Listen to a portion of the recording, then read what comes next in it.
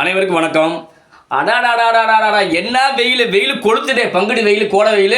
அடாடாடாடாடா அப்பா எப்பா நல்லா ஜிலு ஜிலுன்னு குளிர்ச்சியாக ஒரு பீரு கொடுப்பா. என்னது 50 ரூபா கூடயா? என்னப்பா பீரு தானப்பா கேட்டேன், 50 ரூபாயா? இதுலே பகல் கொள்ளையா இருக்கு. பீருக்கு 50 ரூபா கூட கேட்குறீங்க. இப்படி தாங்க இருக்குது தமிழகத்தில் இன்றைக்கி நிலமை. ஆமாங்க, ஒரு நாளைக்கு 4820 கடைகளில் வந்து சேல்ஸ் ஆகிற சரக்கை பொறுத்த வரைக்கும் பீர் பாட்டில், அந்த பெட்டி 60,000 பெட்டி, ஒரு பெட்டிக்கு 12 பாட்டில். அதே மாதிரி கோட்ரு 1.80 லட்சம் கோட்ருகள் பெட்டி, ஒரு பெட்டிக்கு 48 பாட்டில். இப்படி சராசரியாக ஒரு நாள் வருமானம், அரசு மதுபானைக்கு டாஸ்மாக் கிடைக்கக்கூடிய வருமானம் 150 கோடி ரூபாய். இந்த வருவாய் வருதுங்க.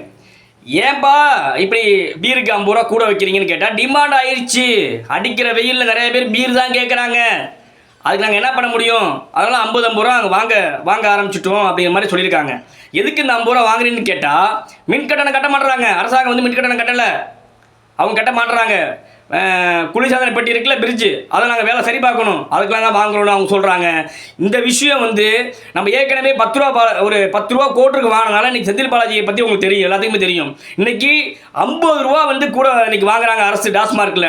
இந்த விஷயம் வந்து டாஸ்மார்க் அமைச்சர் அண்ணன் திரு முத்துசாமி அவர்களுக்கு தெரியுமா தெரியாதா, இல்லை கண்டுக்கிட்டாரா கண்டுக்கலையாங்கிறது மக்கள் அது அவங்க தான் முடிவு பண்ணணும்.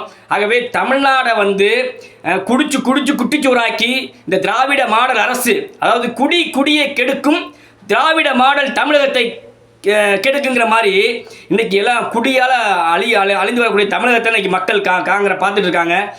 நல்லா சிந்தித்து பாருங்கள். ஒவ்வொரு நொடியையும் ஒவ்வொரு நிமிடத்தையும் தன் வாழ்நாளை குறைக்கக்கூடிய இந்த ஆட்சி உங்களுக்கு வேண்டுமா? ஒவ்வொரு சாதாரண குடும்பத்தில் உள்ள இந்த ஆட்சி நமக்கு தேவையா?